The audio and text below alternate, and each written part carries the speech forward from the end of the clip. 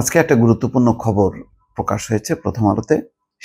Share বাজারের যে জাল জালিয়াতি সেটার শেষ নেই এবং এতে সর্বশান্ত হচ্ছে এসব শেয়ার বাজারে যারা বিনিয়োগ করেছে তারা। দেখেন, 3 কোম্পানির শেয়ার কারসাজিতে 135 কোটি টাকা জরিমানা। তার মানে ধরা পড়েছে যেখানে কারসাজি হয়েছে। কি সেই ঘটনা? শেয়ার বাজারে তালিকাভুক্ত 3 কোম্পানির শেয়ার নিয়ে কারসাজির দায়ে 18 ব্যক্তি ও প্রতিষ্ঠানকে 135 কোটি টাকা জরিমানা করা হয়েছে। পুঁজিবাজার নিয়ন্ত্রক সংস্থা বাংলাদেশ সিকিউরিটিজ অ্যান্ড এক্সচেঞ্জ কমিশনের আজ মঙ্গলবারের সভায় এই জরিমানা করা হয়। সভা শেষে বিএসইসির এক সংবাদ বিজ্ঞপ্তিতে এই তথ্য জানানো হয়েছে। বিএসইসি জানিয়েছে, তালিকাভুক্ত কোম্পানি বাংলাদেশ ফাইন্যান্স লিমিটেড বা বিডি ফাইন্যান্স, ওরিয়ন ফার্মা এবং ওরিয়ন ইনফিউশনের শেয়ার নিয়ে কারসাজির জন্য এই জরিমানা করা হয়। 2020 থেকে 2022 সালের বিভিন্ন সময় কোম্পানির 3টির শেয়ার নিয়ে কারসাজির ঘটনা ঘটে। কারসাজির মাধ্যমে কারসাজিকারকেরা এসব শেয়ারের অস্বাভাবিক মূল্য বৃদ্ধির মাধ্যমে বড় অঙ্কের মুনাফা করে।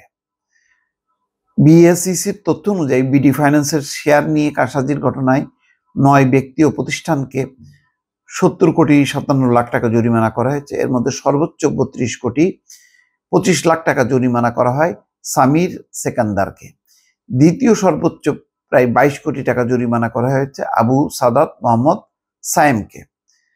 তৃতীয় সর্বোচ্চ 7.5 কোটি টাকা জরিমানা করা হয়েছে আনিকা ফারহিনকে।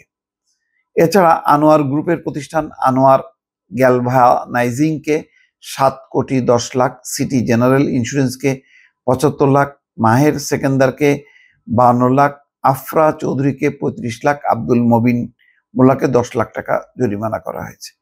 এছাড়া কোম্পানিভুক্ত কোম্পানি ওরিয়ন ফার্মা শেয়ার নিয়ে কারসাজির ঘটনায় এক ব্যক্তি ও এক প্রতিষ্ঠানকে 3 কোটি 40 লাখ টাকা জরিমানা করা হয়েছে।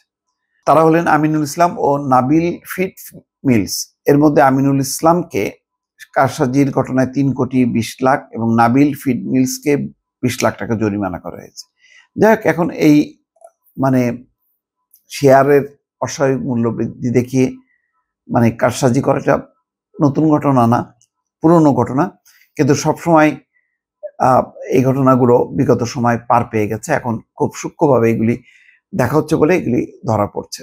এই ধারা যদি অব্যাহত থাকে তাহলে এই কারসাজিটা বন্ধ হবে এবং শেয়ার বাজারে যারা বিনিয়োগকারী তারা লাভবান হবে। দর্শক ভালো থাকবেন, আল্লাহ হাফেজ।